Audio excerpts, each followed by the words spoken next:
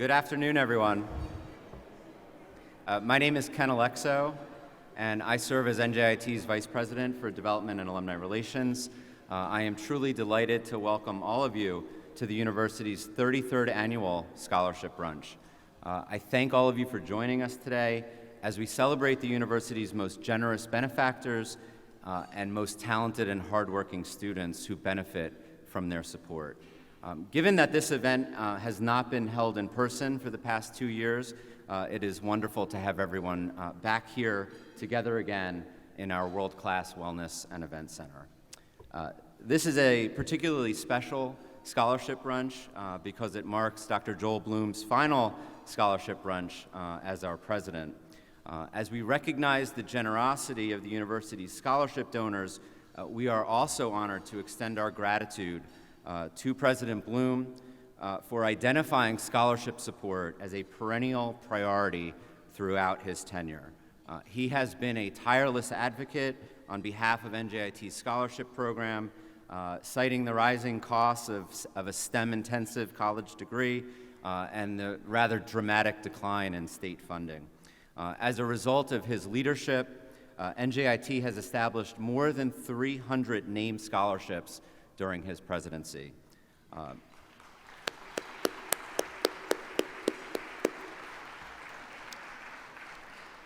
With more than 90% of our students receiving some form of financial aid, these funds are a vital resource because they ensure that hardworking students who have the talent and the drive to succeed are able to experience the world-class education that NJIT delivers, regardless of their family's financial background. And a world-class education is precisely what our students receive.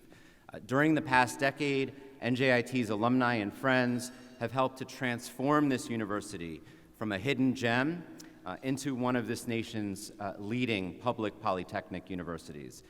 NJIT today is an academic and research powerhouse. It's a catalyst of economic development, and it is a preferred destination for talented students who are interested in pursuing a rigorous STEM education. Frankly, this transformation would not have been possible without the leadership, the dedication, and the philanthropy of everyone in this room. Despite these impressive gains, we are most proud that NJIT has remained true to its roots, both academically and socially. NJIT continues to attract a very large percentage of first-generation college students, and it recently welcomed one of its most academically accomplished classes, as this year's first-year class boasts an average GPA of 3.71, and their average SAT scores were 1295.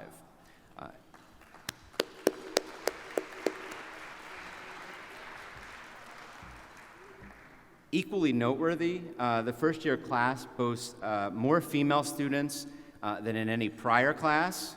They constitute 29% of the first-year class, and both Black and Hispanic enrollments outrank national averages for STEM-focused schools, and this reflects our ongoing efforts to ensure that NJIT continues to be a place where all deserving students have the opportunities and the resources they need to learn, to thrive, and to succeed. To those of you in the room today who have directly funded scholarships or partnered with our university in some other important way, I hope you are proud of what you have helped us accomplish. And I hope you know how grateful we are for your exemplary willingness to pay it forward. The outstanding students who are working toward valuable NJIT degrees are here today because of you. They are here because you believe in the power of the demanding and in-demand STEM education that NJIT offers. On behalf of those students and really the entire university community, I thank you for your leadership, for your foresight, for your generosity, and for the example that you set for the rest of us. To the students in the room, I congratulate you on your many accomplishments here at NJIT. I also ask that you remember this brunch after you graduate, and not just because it was a good meal on a Friday afternoon. I trust that you too will remember the support you received and the difference that it made in your lives and in your career at NJIT. And when the time is right, I hope each of you will consider supporting future students at your alma mater and ensuring that NJIT is able to continue serving as a launching pad for so many successful careers. To start this morning's program, I am pleased to introduce someone who really needs no introduction at all, the 8th president of NJIT, Dr. Joel Bloom. Thank you. I'm going to introduce him anyway. President Bloom has been a member of the NJIT community for more than 3 decades, and he has served as our president since 2011. His tenure has been a time of profound transformation. Enrollment has grown dramatically, internationally renowned faculty have been hired, research has grown exponentially, philanthropic giving has surged, and much needed capital improvements across the campus have been completed. Thanks to his leadership, NJIT today is one of our nation's leading public polytechnic universities, and it is a top 50 public university overall. As I mentioned a few moments ago, Dr. Bloom is planning to retire as president at the end of this academic year, and though he will be deeply missed by the entire NJIT community, the unprecedented progress that our university has made during his tenure will ensure that his legacy lives on. Without further ado, esteemed alumni, friends, students, faculty, and staff, please join me in welcoming to the podium Dr. Bloom.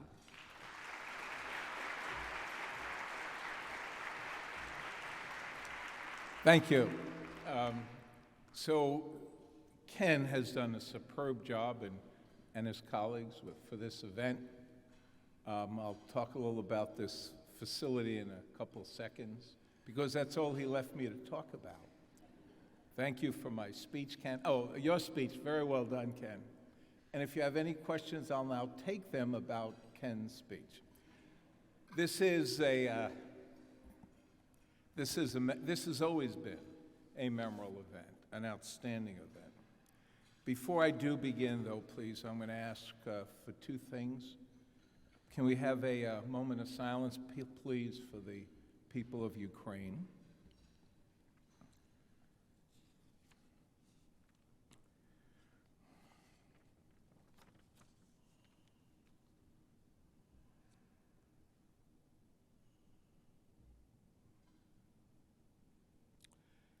And thank you. And please join me.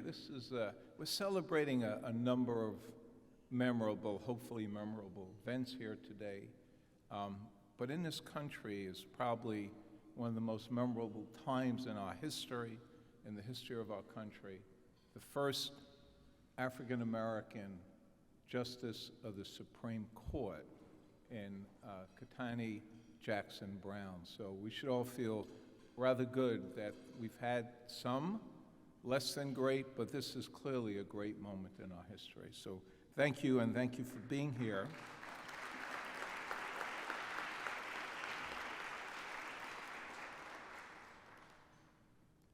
And let me talk a little about NJIT history. We're making it here as we speak, mostly the most recent history. And we're able to do that because of you, the assembled donors, friends, family members, some faculty who are here, some of our deans, vice presidents, but most important, our students.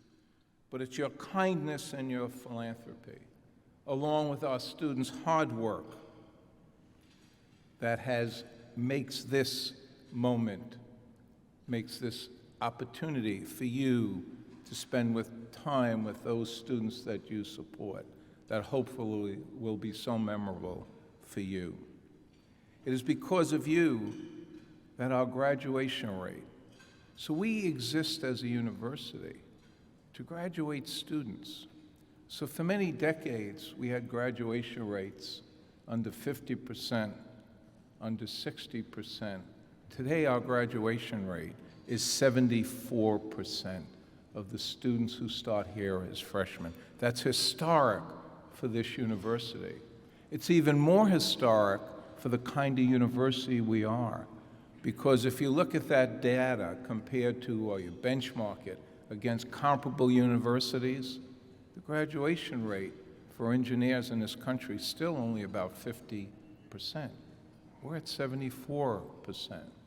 Most importantly, or as importantly, from our minority students, one of our one of the greatest programs here at NJIT, our Educational Opportunity Programs, helps so many of our underrepresented students that I told you the university-wide is 74%. For our underrepresented minority students, it's 66%.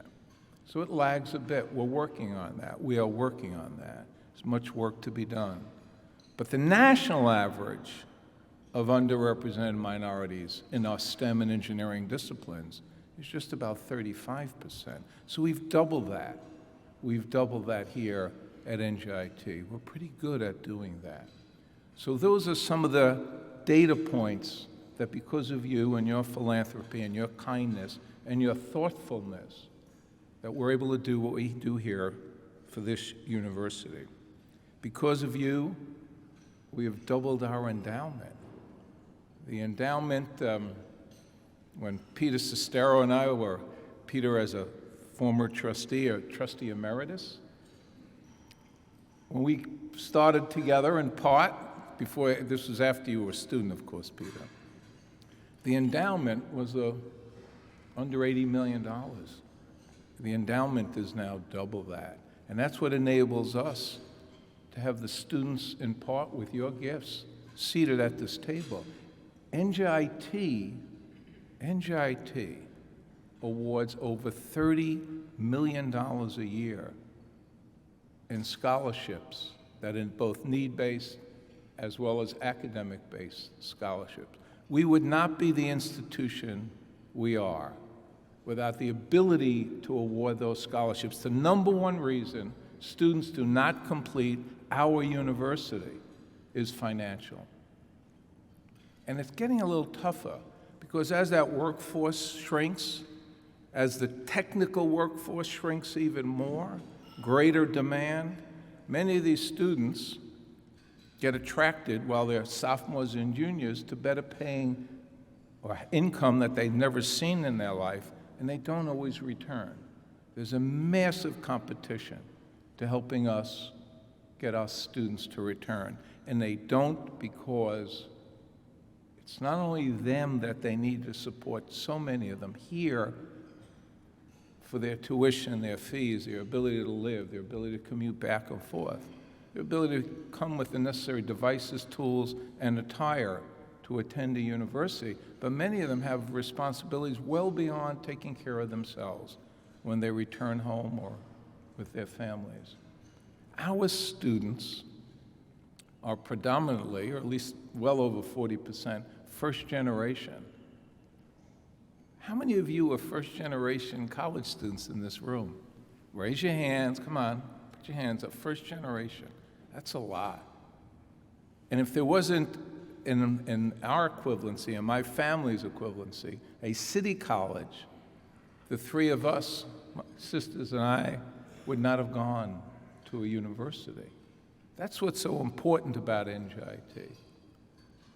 It's because of you that we just finished a historic Middle States. Most of you don't know what Middle States is. The chairs of the boards, the Board of Overseers, the Board of Trustees, they know what they are. And Moshe Kam, I saw Moshe and Bronco, some of our deans in here. It's a 2-year process for getting ready for a regional accreditation visit. The accreditation, it's 2 years. They take a year to do a self-study. We give them the documents. They ask questions. We fill in more spaces. They show up with a team. This year, the team was virtual. These are our peers. They are other people at other universities. And what was historic about it is after 3 days of visiting with us, meeting just about everyone and doing the top to bottom checkup, we had only one. There are 7 areas, 7 standards, I don't know, a couple hundred pages, only one recommendation. This is the 3rd one I've been involved in. It's every 10 years. Now they've moved it because of the amount of work to be done. They moved it to every 14 years, but this was a 10-year review. One recommendation. That was it. And it was not even, all we have to do now is write a letter back telling what we're doing. I have now been involved in 6 regional evaluations, the 3 here, and I chaired 2 elsewhere and was on a team. I have never seen a school yet. I have never seen a school yet with only 1 recommendation for improvement. And that's because of the people in this room, my colleagues, you all, our students. They meet with students, they meet with alums, they meet with board members, they meet with deans, they meet with faculty. Nobody gets left out of the process. It's because of you. And there's going to be continuity. I am confident about it. And that's the word that President-elect Lim and I have agreed to use when we're given the opportunity at a microphone, continuity. So let me take a moment here and introduce you to our President-elect, the incoming President, President Tech Lim. President Lim, please.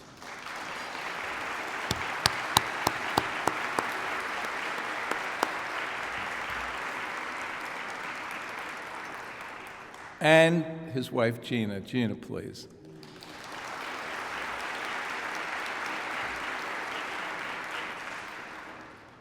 So the continuity, you heard Ken took my line about, no, you didn't do, did you do top 50, Ken? Where are you? Oh, you did? So forget about top 50. But what he didn't tell you is within the top 50, did you say number 47? He didn't do that. See, the president gets the full line. He only gets a piece of the line. Number 47, that's among the public universities in this country.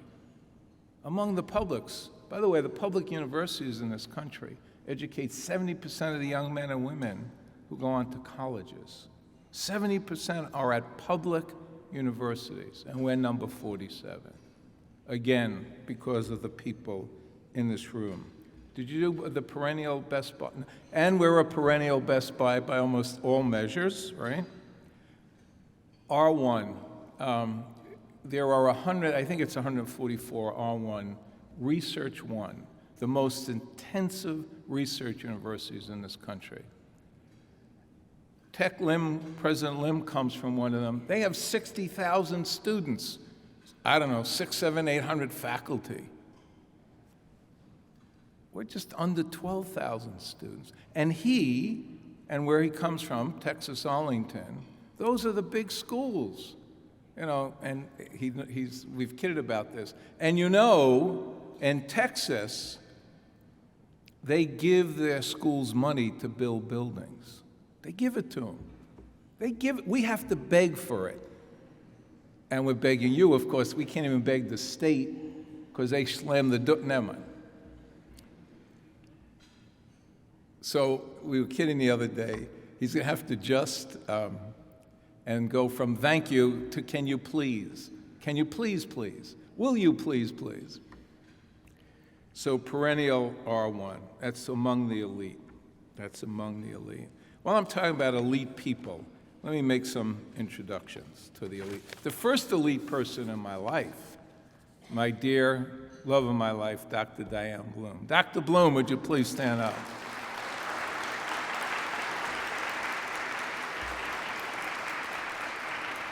Dr. Bloom and I get on a plane tomorrow, going to London, hanging out there for about 4 days, picking up our friends who have a flat there. And then we're going on to a safari in Africa for a little over 2 weeks.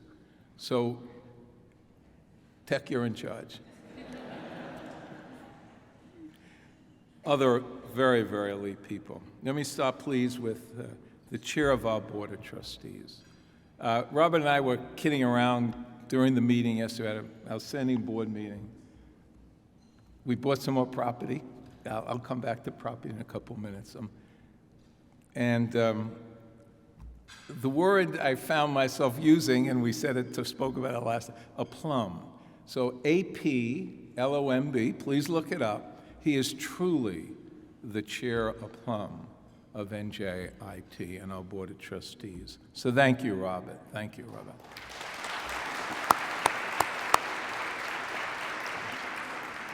Other trustees, outstanding individuals. Gary Dom's here. Please stand. Gary, Jim Stamatis, Peter Sestero Emeritus, Dr. DiCaprio, Emeritus, please.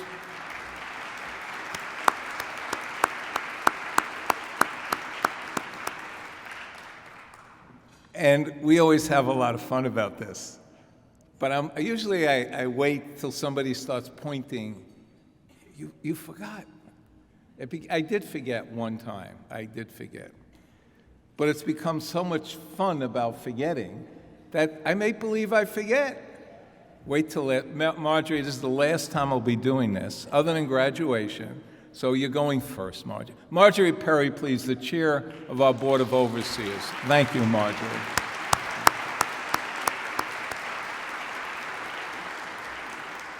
By the way, so many of you in the room are civil engineers. It's about the foundation, the foundation, the foundation.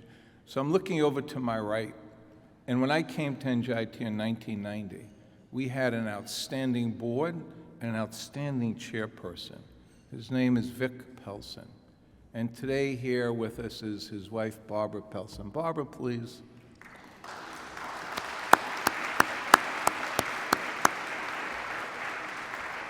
And other overseers, I see you there. Ken Kaleo, Bob Medina, Al DeSeta.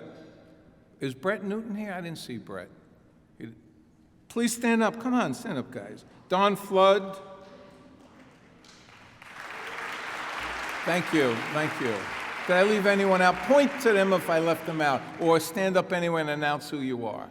Okay, nobody. So we talk about rankings a lot. And somebody, I don't know where we were, somebody said, there's Joel Bloom, he's going to tell me about rankings.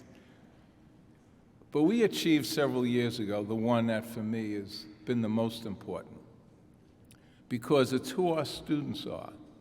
It's who you, the alums, were when you were here as students. So the students who come to NJ, 40% of them are Pell eligible. For those of you who don't know, Pell is the biggest federal giveaway program, grant program, for poor students, economically poor students. You want to hear the benchmark there? Or the family of four, $40,000 net, gross income. It's a little, somewhere in between gross and net. Family of four, 40,000, going to school, living here in the state of New Jersey. 40% of the students here at NJIT are Pell eligible students. So you understand the level of need. That is a very, very significant need. But here's the metric I like best about this. A lot of young men and women start school. National graduation rate of people who start school is just a little over 50%. So they don't necessarily pay back. And unfortunately, there's a national rate of default on these federal grants and loans in particular. That's about 15%. So that means the money doesn't get returned for the next group of students in the pipeline. The NJIT history of default is under 4%. So you all who get access to that money based on need, pay back. That's what you're doing here today. Not only have you paid back your loans, but you're paying it forward, or you in the seats will be paying it forward, and the alums are paying it back. So we thank you for that. And that gets us to that favorite ranking. Forbes, New York Times often report about NJIT is number one in the nation for taking young men and women, family income, lowest quintiles. They graduate, they get a job, and they're in the upper quintiles of earnings. Could you imagine where some of our students start? That's how transformative an education from NJIT is. So it's this community that continues to help us. It's you in the seats here who continue to think about us.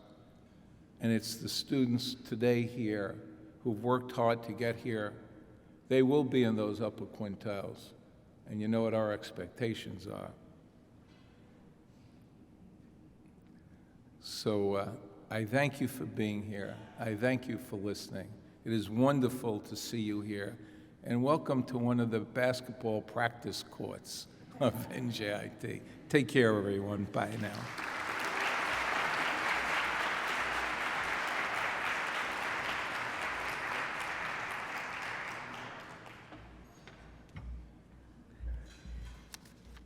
Thank you, President Bloom. And really, thank you for everything that you've done for this university for the past 3 decades. It is now my pleasure to introduce the first of our 2 student speakers this morning. We actually have 2 outstanding students who are representing our student body. And the first happens to be a recipient of the Diane and Joel Bloom Scholarship. Ladies and gentlemen, will you please help me welcome to the podium Jennifer Cabral.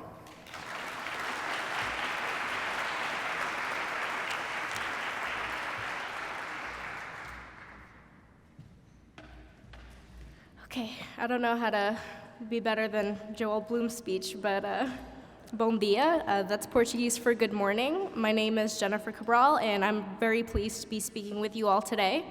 I'm just gonna lower this. I'm a little short. I'm a 3rd-year Albert Dorman Honors College student majoring in environmental science with a dual minor in chemistry and biology. I also work at the Registrar's Office, the Office of Diversity and Inclusion, and produce the biweekly Student Life newsletter that every student receives through their email every week. And I guess you could say I like to keep busy.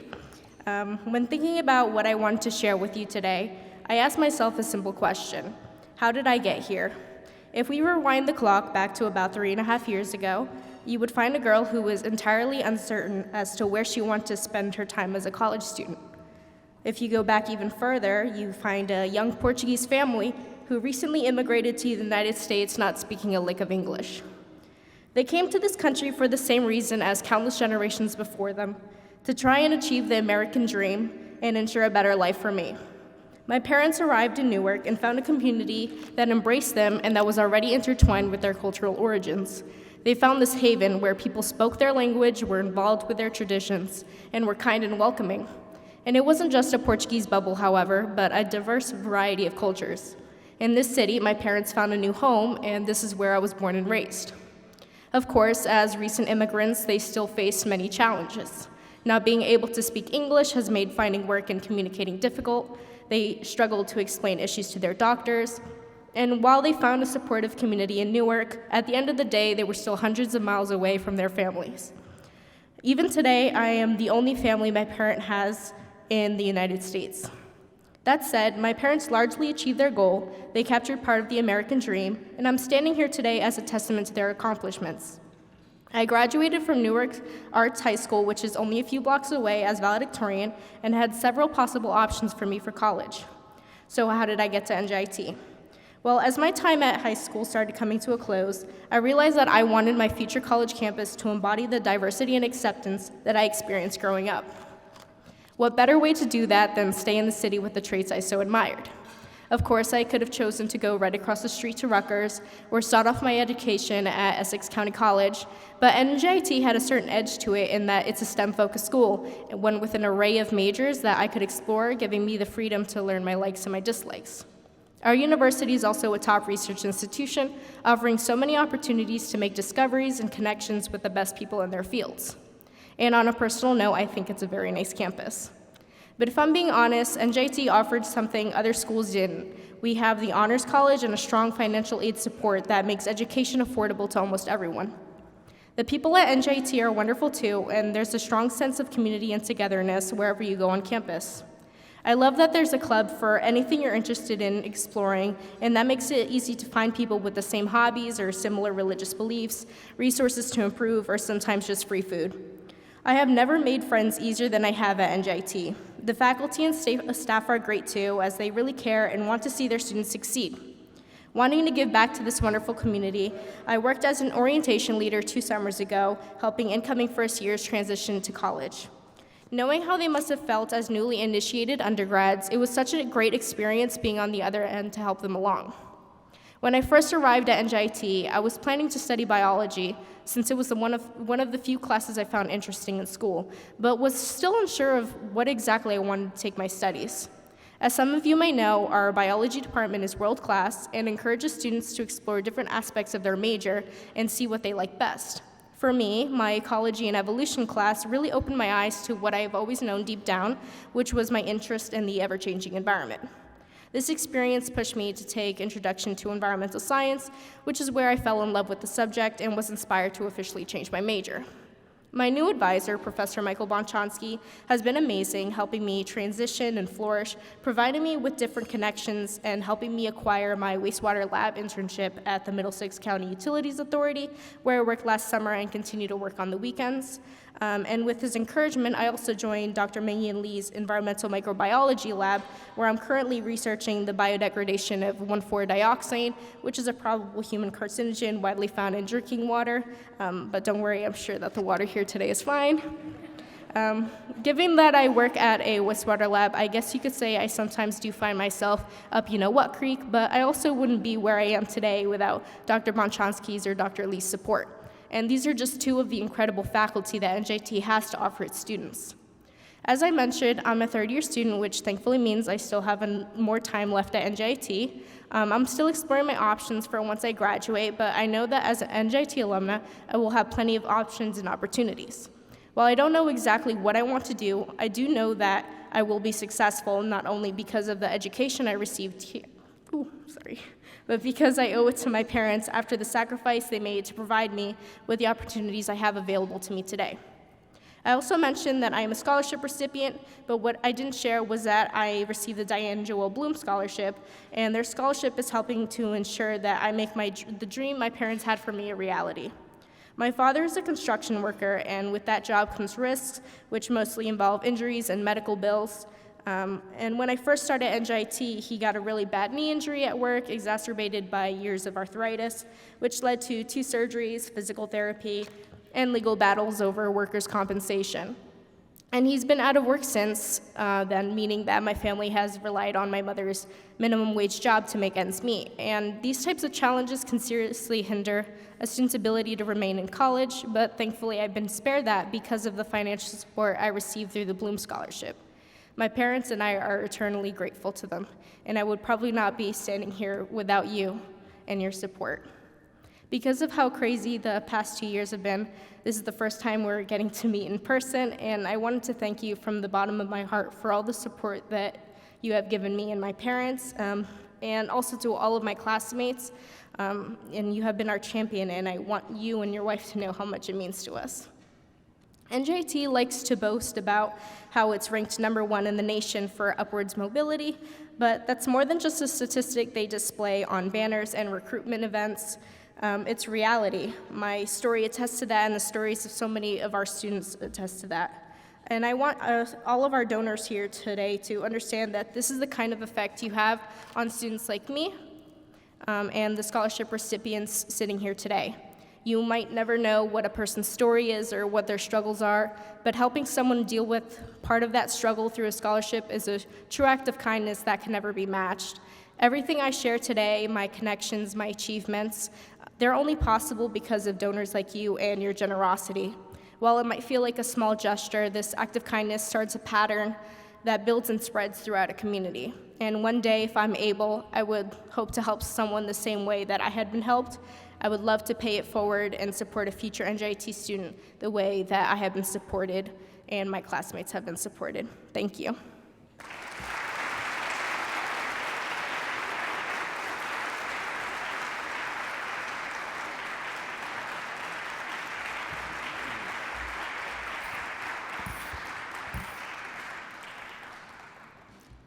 Thank you, Jennifer, for sharing with us your story, and congratulations.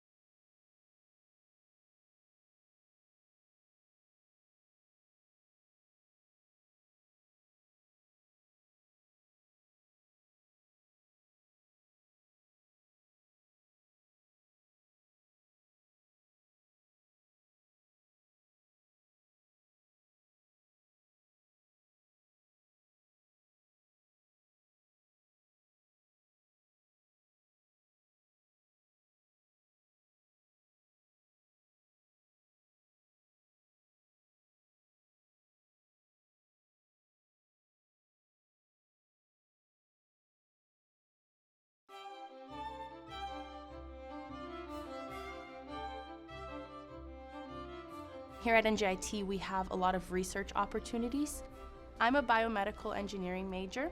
We deal with what doctors use on patients. So my track, biomechanics, I focus on rehabilitation devices. We specifically work with children that have cerebral palsy. So we analyze how children or healthy adults walk, and we are able to identify where there are deviations in a regular walking cycle. It will make their lives better because these devices will help them live more comfortably. I wouldn't be able to find my passion in biomedical engineering without these opportunities. I'm very excited about my future, and I'm very excited to help as many people as I can help. Here at NJIT, I'm studying mechanical engineering, and my particular interest is in being able to take an idea and turn that into a tangible product that we could use in our daily lives.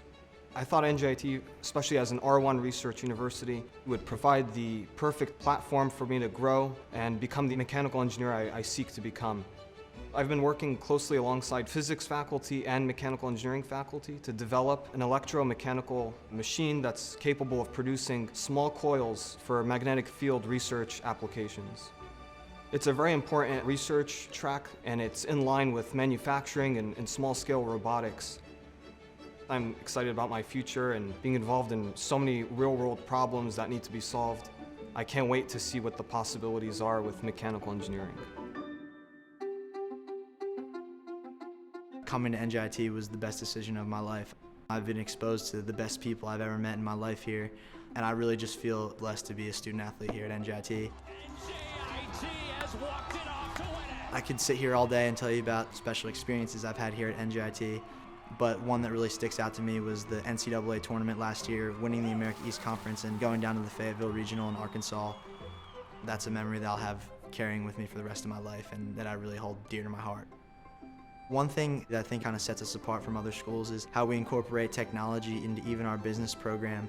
I feel that I've gotten a great leg up on some of my peers at other schools just because of the exposure that I've had to different types of, whether it's programming, coding, even within the business program. NJIT has prepared me in the best way possible for the future. I know that it's opened up many doors for me. When we first heard about my scholarship, my family and I were very thankful because we knew it was a blessing and it would really be a significant impact on my educational career. NJIT is doing an incredible job in terms of providing scholarships for the students.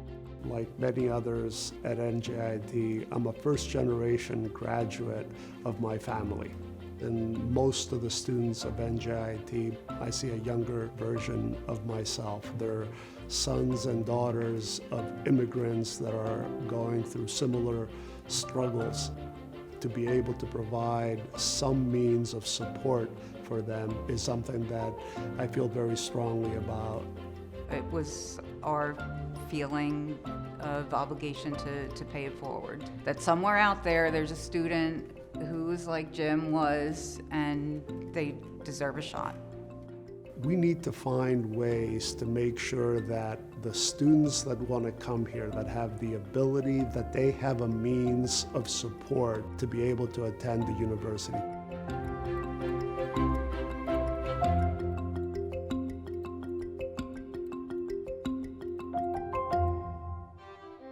The scholarship that I received to be able to come to NJIT were merit scholarships, honors college scholarships, and without these scholarships it would have been very difficult for my parents to help me maintain in college. The number one barrier to students graduating from this university is financial. So what we need is more financial support for our students. These are young men and women who accelerate. We have been winning national and international prizes with our undergraduates, and more importantly, the impact they're going to have when they're out there in their professions is going to be significant. I definitely want to change the world for kids.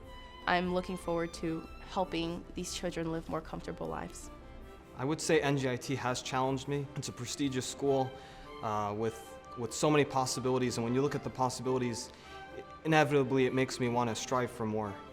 It's never easy to write that check or give them that credit card number, but you know the outcome. And the outcome we see here is just short of amazing.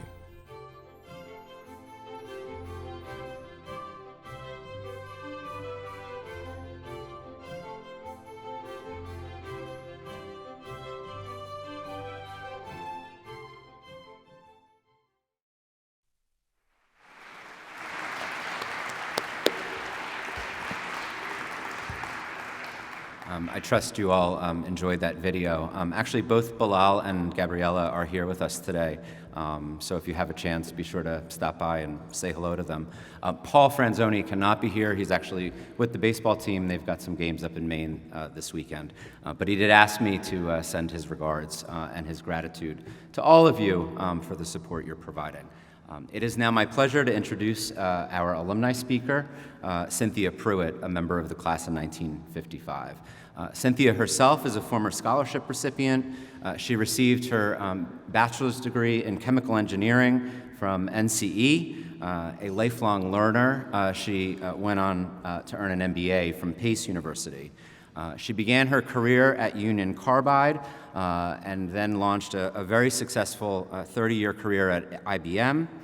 She is now retired, but prior to that, she held a variety of technology, management, and executive positions at IBM, which included serving as the company's first worldwide director of environmental programs and its first worldwide director of health and safety.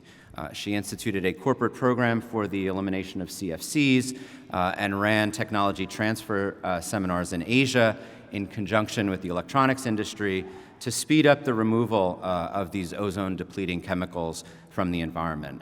For this work, she received an award from the US EPA.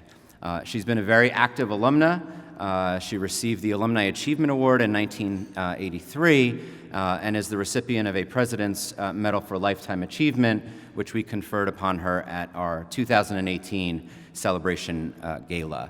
She also established and endowed the R. Cynthia Pruitt Scholarship, which supports students who are following in her footsteps, female students who are enrolled in NCE and hail from the state of New Jersey. Please welcome Cynthia Pruitt to the podium.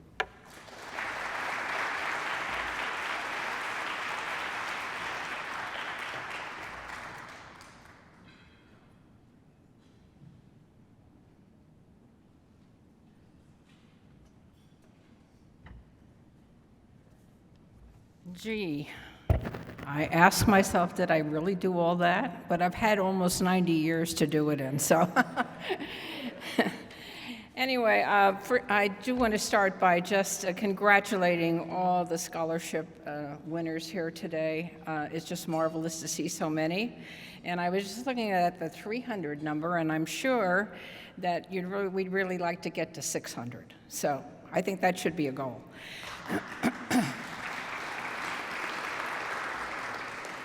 And of course, I also am thankful to each of you who are donors to scholarships. And to me, it's been a very, very rewarding thing to have so many young women, as we talked about earlier, usually the first generation, to come to college. So I'm glad to see that it isn't just 0.5% of engineers being women. It's raised to 15, but that's not enough either. But I digress. 2 years ago, I was scheduled to come and be the speaker, and about the same time, and COVID, that nasty thing, just came and knocked everything awry. And really, when I first heard about it, and they said, these people over 85, if you get it, you're probably going to die. And I said, oh my God, I'm not ready to die. I want to continue to live. But we had in 2020 what I think is a watershed year. Because not only did we have COVID, but the exacerbation of the problems of global warming continued to seek us out. And, I live in Arizona, and we have been in a 20-year drought. We've had a lot of fires. You have had hurricanes, tornadoes, more tornadoes than ever, flooding, heat, it just grows as we move along. So in addition to that, our society became rather divisive, unfortunately, in 2020. And so we had what I call a perfect storm. Here we were, sequestered in our houses, and life was not what we really wanted to be or what we expect of this wonderful country we live in. So I spent a lot of time at first worrying that I better not go out of the house because something might happen to me. And I figured I really can't die yet because my garage isn't clean. So I took some steps back, and over the course of the year that I really kind of sequestered myself to a degree, I did a lot of thinking. And I did a lot of thinking of going back the many years I've been on this planet, almost a century. That's a long, long time, really. And to the time that I came to NJIT, well, at that time it was NCE, and there were only 7 women. And, it was quite a different time. But in thinking about things, I thought about what I learned and how I used it, but I also thought in the broader spirit of what impels our society to move forward? What are the things that drive us? And how do we as technologists work into all that? And I go back and I say, well, because we have always had a fascination with cars. Cars. From the very beginning, we have been into cars. And when I was going to school, well, before I went, right after World War II, my mother went out and she bought a car. And the first thing we did is get in that car and we drove the Pennsylvania Turnpike, which was really the first, would you say, major highway. It had exits and entrances. It had 28 flavors of ice cream with Howard Johnson. And we went all the way up to Wisconsin. And when we came back, about that time, President Eisenhower made a commitment that we would move forward with interstate highways. And that changed the commitment of our whole country. Because up until that time, railroads were the way to travel long distances.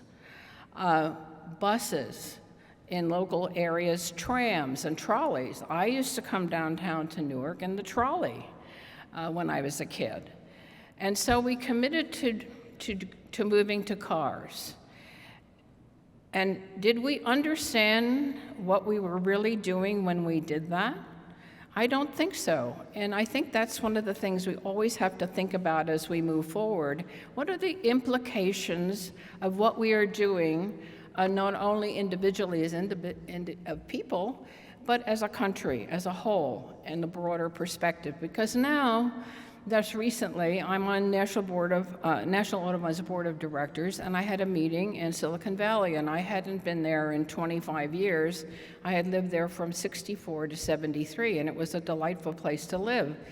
I got off the plane in San Jose, and I get in a cab, and I always like to talk to cab drivers, and he said, I can't afford to live here. Me and my family have to leave California. And then we got on the road, and it wasn't just 2 lanes going in each direction. It wasn't even 4. I think it was 6. And we got out of the parking lot, and for the next half hour or so, we drove 7 miles to Palo Alto going 10 miles an hour. Now, wait a minute. What's wrong with this equation? How do we get there? Well, we didn't want to support the railroads anymore. We just wanted to build more highways, and now I think we're building ourselves out of highways. So it's sort of it was a touchstone to me to say, well, how can we look forward as technologists, as people that are living in a society? How can we convince politicians that they should support us in moving in different directions? But then then I went on to think about another thing. As it was said earlier, I worked for Union Carbide. And of course, as a young woman coming out of engineering, when I was interviewing for positions, first of all, there were no laws or restrictions saying that an employer couldn't say to me, well, I'll hire you, but I won't hire you as an engineer, I'll hire you as a technician. There was nothing other than to say, well, when are you going to get married? Because we can't invest in you because you're probably going to have children and you're not going to stay with me very long. Well, and then, so when I was looking for positions, I said, how do I go about this? You know, hurdles are always in front of us, you know. And so I said, well, at that time, you weren't even called on the telephone. You got a letter, and it said, we'd like you to come in and interview. So I signed my resumes with my first two initials on my last name, and therefore they didn't know who I was. So they were very surprised when I walked in the door, and here was this woman. And I always felt that if I could put my foot in the door, and the door wasn't closed, I might be able to push it open. And that was a touchstone for me my entire life of figuring out how I was going to be positive and how I was going to succeed. Well, when I took that first job at Union Carbide, the word in the 50s was plastics. Oh my goodness. That was the up-and-coming thing. I think it wasn't even in one of the movies. That was the thing you wanted to invest in. And, of course, what did I find myself doing? I found myself in a laboratory with a big extruder. At that time, polyethylene was the polymer of the day. And we were extruding tubular going up the wall, over the top, sealed, dotted, rolled, and it made a bag. Well, what has happened today? My goodness, what we thought about was making it and using it, but we never thought about what's going to happen to it when it gets into the environment. Shame on us. But, you know, we can't all be prescient like that. But today, you know, that's when I was thinking about this, I said, you know, why were we all, and it wasn't only me, it was all the people that were in the company thinking about things, why? Why didn't we try to foresee a little bit, or as it was moving along, why didn't we foresee? Why don't we recollect things? Why don't we have other uses for them? You know, I just was looking at an ad in The Economist this morning when I was reading it, and it was had a big, you know, circle loop for paper, and they said, we can recycle paper 7 times. Well, I suppose we can do that with plastics too. I mean, now we have a real problem, and I have become a real environmentalist over the years. That's why I'm trying to save birds, because birds are the indicator species of the health of this globe that we live in. And, you know, the particles getting smaller and smaller and smaller and smaller, and now I'm probably ingesting them in my air from the air right now, and we can actually detect them in blood. We're killing creatures of the world because they get entangled in them, and we have big masses of them floating around the world and in the Pacific Ocean. So I think when we think about what we're going to do, what we're doing, we have to think in the broader terms of what is my position and what am I doing in the small area that I'm working in. It's how can I really think more globally? How can we think more globally? And do things that preserve this planet. You know, people are talking about, well, we're going to go to Mars, but, you know, we can't waste this planet and then try to go someplace else. We have to preserve what we have. And to me, that's very important. But my whole life, I think I've approached life in a positive fashion. You have to have self-confidence in yourself to feel that you can accomplish something, and I say that to everybody here. It's very, very important. I think you find ways around obstacles. They don't become walls, they just become obstacles that you can go over very easily. And I think you have lived life in the fullest. To me, life is an adventure. And you know, when I retired from IBM, I said, no, I haven't retired, I have graduated. And Joel and Diane, you have graduated into your new life, and that's so important. And here I am, I should be in a 55 and older community. Maybe I should even be in one of the ones where you work your way into the room where you can't get up and walk around. But I refuse to think that I've climbed to the top of the mountain. I still have a lot of goals and achievements, and I'm sure you too will find some passion that you want, and I encourage, whether you're in school today or whether you're working or whether you're retired, or you have to have passion in life, and you have to live it well, and you have to embrace it. And when I turned 40, I said, if I learned one new thing or invested in one new thing every year, just think of the things I would know just in 10 years. Well, I'm 40 years past that, more than that, and I have to say, yes, I've probably done a lot of different things, but I just want to leave you with something. There's a song by Lee Ann Womack, and I really like it because it kind of illustrates the breadth you can have in your life as you move forward, the engagement you can have, the pleasure, the passion, not only in work, but in your family, in your friends, and in the world in general. So let me just quote a couple of little things from this song, because I think it says a lot. I hope you never lose your sense of wonder. You get your fill to eat, but always keep that hunger. May you never take one single breath for granted. God forbid you ever leave you empty-handed. I hope you still feel small when you stand beside the ocean. Whenever one door closes, I hope one more opens.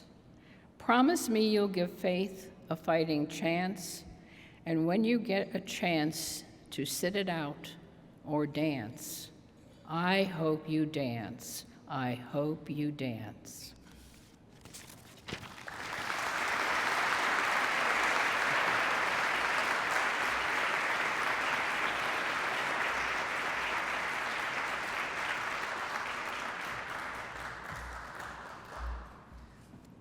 Thank you so much, Cynthia, for sharing your story with us. You were a pioneer, and you continue to be a pioneer, an example for all of us. I recognize that we are running a little bit behind schedule, and we've got a lot of students in the room. So if you do need to go to class, feel free to get up and make your way to class or lab. Though I think President Bloom said that he would sign any absence excuse notes. If you do want to remain and stay behind and hear from our next speaker, who is the second of our outstanding student speakers this morning, Mr. Dominic Bosey. Dominic is a senior majoring in civil engineering, and I'd like to welcome him to the podium at this time.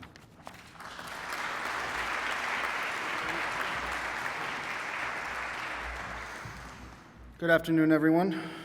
I want to start by thanking President Bloom for inviting me to be here.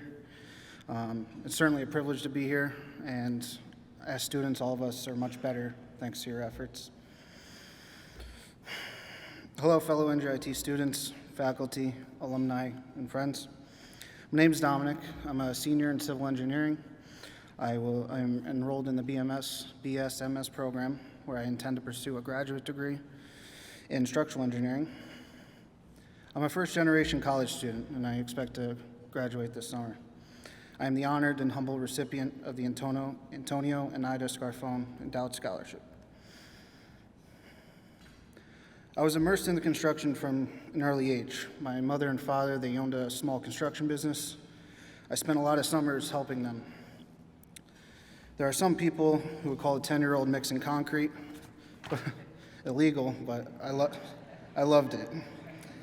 I was fascinated on seeing how a drawing on paper could come to life into something so important, so crucial, and I needed to know more. By the time I graduated high school, my construction experience was impressive for an 18-year-old. I had framed houses, poured foundations, and excavated sites. But I knew something was missing. I learned the how, but needed and wanted to know the why. When I was 23, I got my first chance to work on a large construction project. I was hired by a contractor who won the bid for the Path PTC upgrade project. This was a $400 million project to ensure that horrific train accidents, like the ones we've all seen on the news, never happen again. Throughout the years on the project, I had the opportunity to work with many engineers and project managers who taught me a lot, but not enough to understand the why. At 26, I was lucky enough to spend some time working on the George Washington Bridge, replacing the original suspender ropes. This was an almost $2 billion project, again, to ensure the safety of others. My project on this time was short, but it further fueled my urge to finally figure out that why that I've been seeking since I was young. Why were things designed the way they are? What were the thought process behind these designs? And how did the designers ensure the safety of others? At 26, this is where my NJIT story begins. My dreams and goals are not simple, but they have remained constant since I was 10.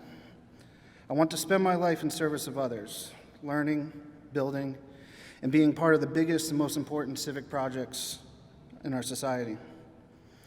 To accomplish this will require never-ending education, extreme dedication, and a level of commitment that will most likely result in me missing out on certain aspects of life that may be normal or important to others. These are the trade-offs I am happy to make again and again. For me, building something that will spend a century serving others is like taking a once-in-a-lifetime dream vacation. I live for this kind of work. Northern New Jersey born and raised, the construction projects I became enamored with and I've been a part of have been right here, serving and benefiting the people of this state and this region. While working on these projects, I realized that an overwhelming majority of the professionals I've worked with walk through these very halls and classrooms with the same dreams and the same goals as I have now. Knowing that NJIT has trained some of the best engineers in the region, I realized that in order to achieve my dreams, my journey must go through NJIT and its civil engineering program. And so at 26, I decided to go back to school and started my first semester here, nervous, but eager for the knowledge and new experiences. Like many other students, I'm still working full-time, and therefore I have to take classes at night or on Saturdays. The fact that I can complete my entire degree here at night is beyond incredible and deserving of praise. Without that option, I'm not standing here today. To my surprise, many of the professors I've had also work full-time. These teachers spend their entire days being engineers and then spend their nights teaching me how to be an engineer. There's something special about having mentors that share that level of dedication and willingness to pass down their knowledge. This is what I enjoy most about NJIT. The professors here often go beyond what their job asks them to do, and we as NJIT students are much better prepared for our professional careers.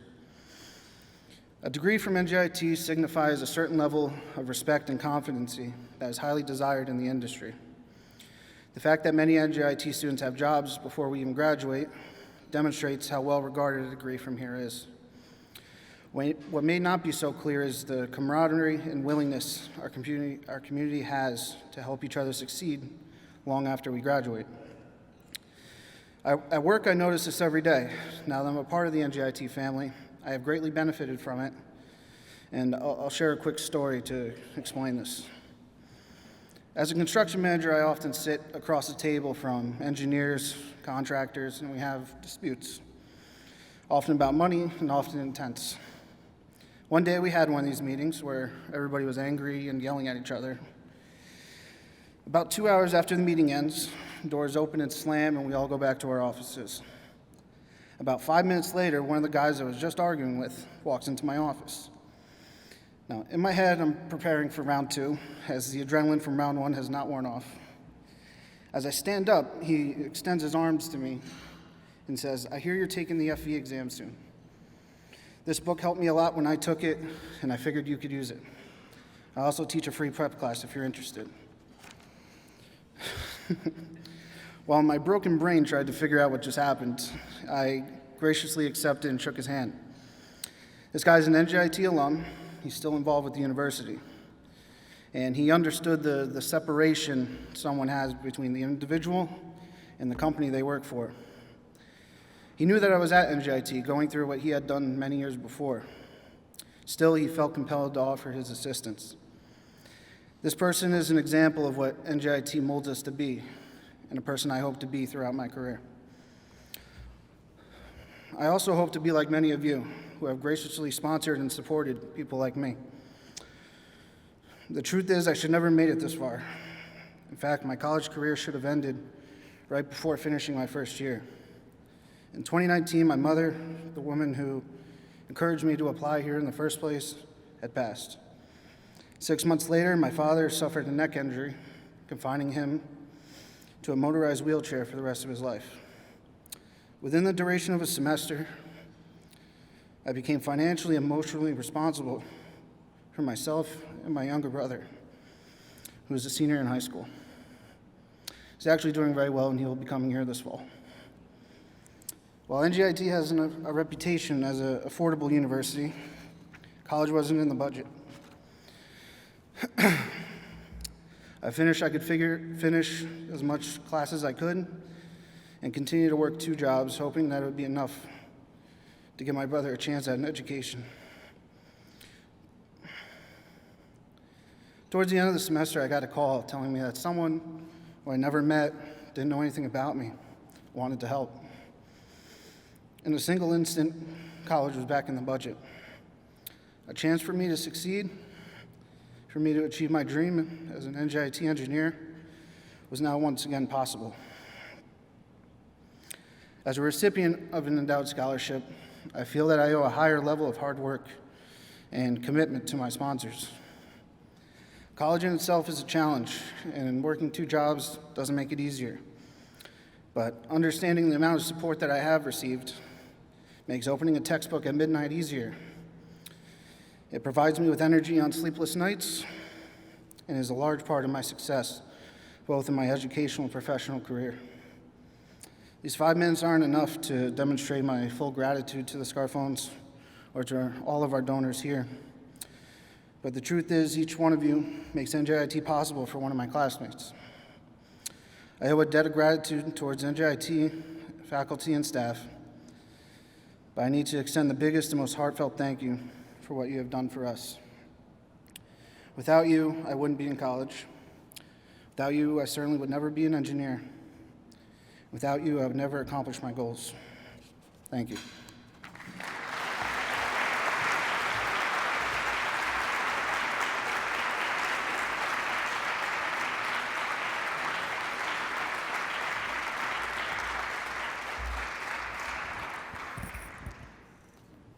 Dominic, thank you so much for sharing your story and your gratitude with all of us today. And I'm glad you get to see what the campus looks like during the light of day as opposed to at night. I'd like to thank both of our student speakers today, and again to offer our collective gratitude to them for sharing with us their stories. Let's give them one more round of applause. Jennifer and Dominic.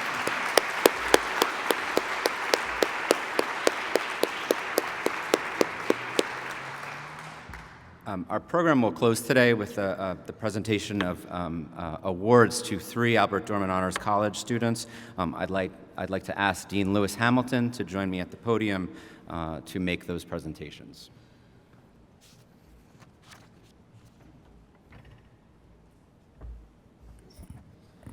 Good afternoon, everyone. Thank you, Ken. Thank you, President Bloom. My name is Lewis Hamilton, and it's my great privilege to be the Dean of the Albert Dorman Honors College. I'm sorry, Dominic kind of killed me there. I remember being 10 years old, mixing cement and patching roofs alongside my mother. And one of the things I'm most proud of in the Honors College is we are 44% female. And we're going to lead the change here at NJIT in the country and to make the STEM disciplines more diverse and more representative. And we're very proud to be part of NJIT and very proud to be part of that process. And I thank all of you for that. So thank you, Dominic.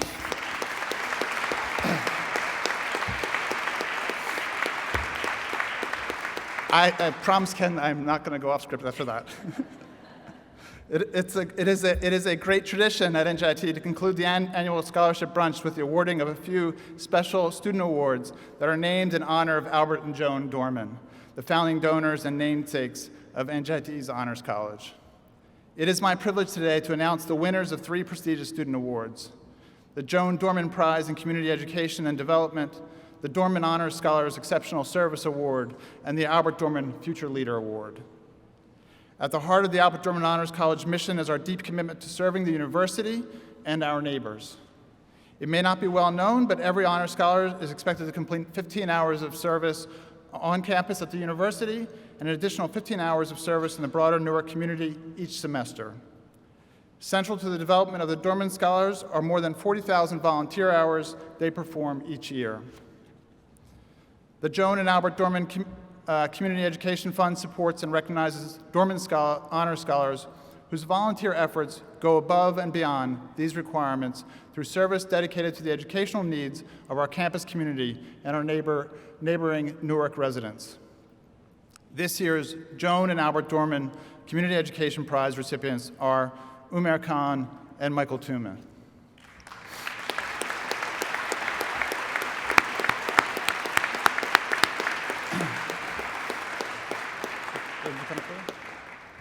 Their work was also supported by a grant from the Joan and Albert Dorman Community Education Fund. Gentlemen, Umair Khan is a first-year mechanical engineering student from North Arlington, New Jersey. Umair is the current director of mentorship and volunteering for the NJIT Robotics Club and the human resources officer for the NJIT Solar Car Team. NJIT Robotics Club works with 7 different schools in Newark and Patterson, helping students to gain real-world engineering experience by building their own robotics-related projects. Umair has a strong interest in sustainable energy sources and hopes to be on the forefront of the battle against climate change. Michael Tuma is a senior computer science major who will be graduating at the end of the fall 22 semester and then pursuing his MS in software engineering right here at NJIT. He has been involved on campus in many ways throughout his time at NJIT, including several positions in the Robotics Club and president of the Honors Scholar Council. He has held several on-campus research positions and participated in the Honors Summer Research Institute. His areas of interest include robotics and automation, software data processing systems, and computer vision. He plans to enter the automation or manufacturing sector upon graduation. Michael was the founding director of the mentorship program of the Robotics Club and now serves as the president of the club. Congratulations to both Umair and Michael.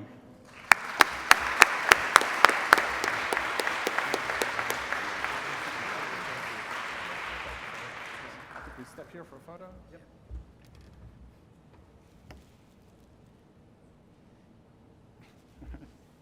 All-important photo. The Dorman Honors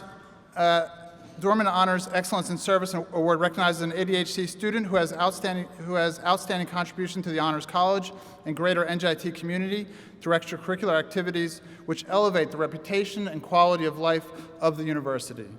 This year's Excellence in Service Award recipient is Noah Roselli.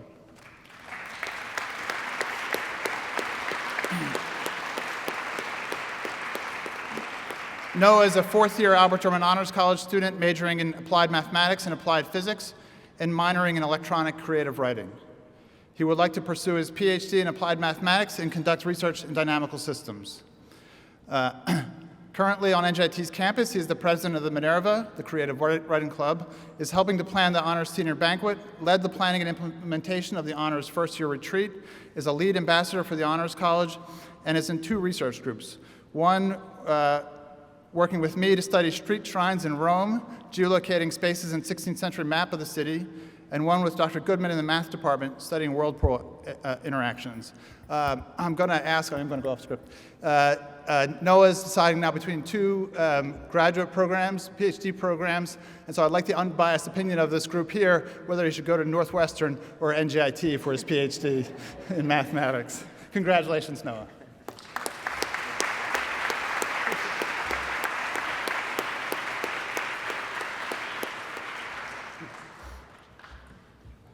Our final and most prestigious award is the Albert Dorman Future Leader Award.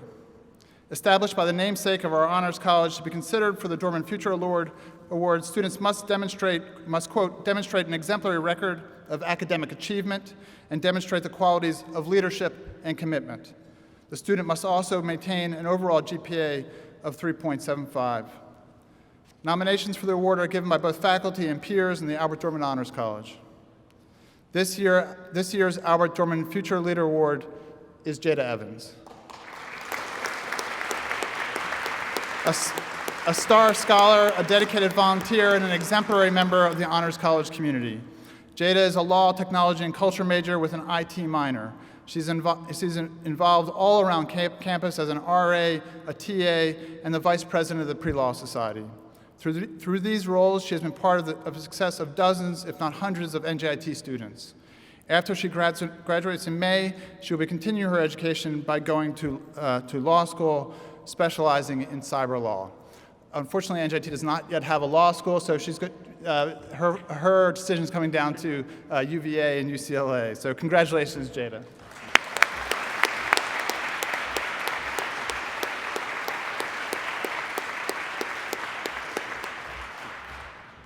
So one more round of applause for our awardees. We will watch your careers with great interest and hope to see you back here soon.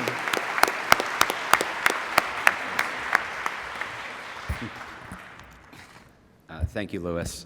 And to Jada, Noah, Umair, and Michael, please accept my congratulations on your remarkable accomplishments and your most promising futures. To Jennifer and Dominic again, and really to all the student scholarship recipients who are with us today, please know that we are all deeply proud and deeply impressed by what you have achieved during your time here at NJIT. You have definitely made the most of the opportunities that you've been given at our university. Your stories are emblematic of the many accomplishments and the promising futures of all of our NJIT scholarship recipients. Thank you as well to Cynthia Pruitt and to President Bloom for, I think, reminding all of us that there's so much that's possible because of the gift of an NJIT education. And for that reason, that education is truly worthy of nothing less than our most vigorous advocacy and our strongest support. And finally, I want to reiterate on behalf of the entire NJIT community our profound gratitude to all of our benefactors.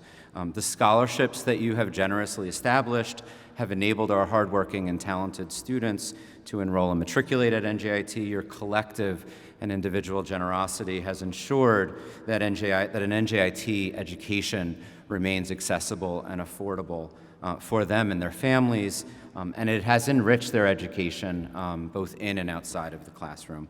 I thank all of you once again for believing in an NJIT education, in our students, and of course in the enduring value of a STEM-focused higher education. Please enjoy the rest of your time here, hopefully with the recipients of your scholarships, and please do have a wonderful weekend. Thank you, everyone.